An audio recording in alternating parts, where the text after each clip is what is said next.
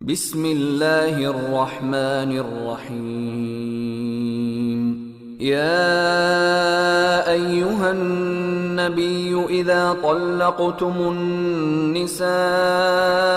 فطلقوهن لعدتهن وأحصوا العدة واتقوا الله ربكم لا تخرجوهن من بيوتهن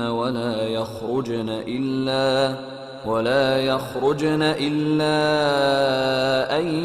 يأتين بفاحشة مبينة وتلك حدود الله ومن يتعد حدود الله فقد ظلم نفسه لا تدري لعل الله يحدث بعد ذلك أمرا فإذا بلغن أجلهن فأمسكوهن بمعروف أو فارقوهن بمعروف وأشهدوا ذوي عدل منكم وأقيموا الشهادة لله ذلكم يوعظ به من كان يؤمن بالله واليوم الآخر ومن يتق الله يجعل له مخرجا ويرزقه من حيث لا يحتسب ومن يتوكل على الله فهو حسبه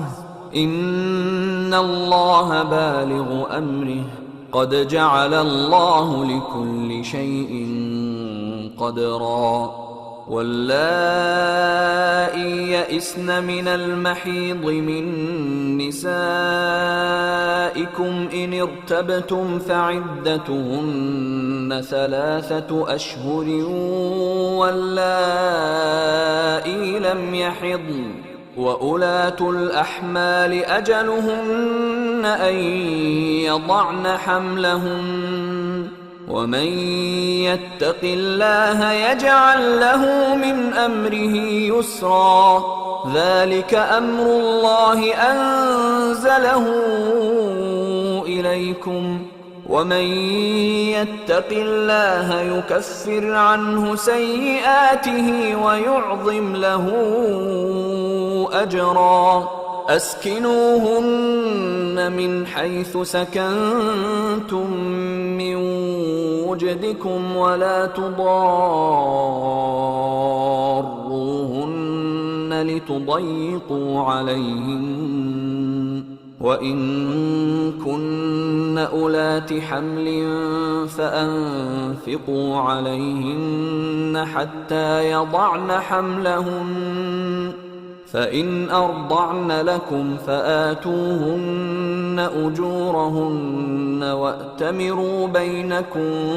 بمعروف وإن تعاسرتم فسترضع له أخرى لينفق ذو سعة من سعته ومن قدر عليه رزقه فلينفق مما آتاه الله لا يكلف الله نفسا إلا ما آتاها سيجعل الله بعد عسر يسرا وكأين من قرية عتت عن أمر ربها ورسله فحاسبناها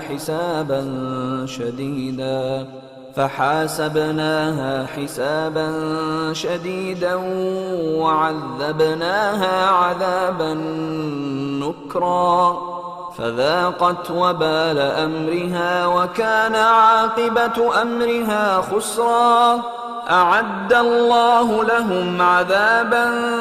شديدا فاتقوا الله يا أولي الألباب الذين آمنوا قد أنزل الله إليكم ذكرا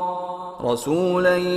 يتلو عليكم آيات الله مبينات ليخرج الذين آمنوا ليخرج الذين آمنوا وعملوا الصالحات من الظلمات إلى النور. ومن يؤمن بالله ويعمل صالحا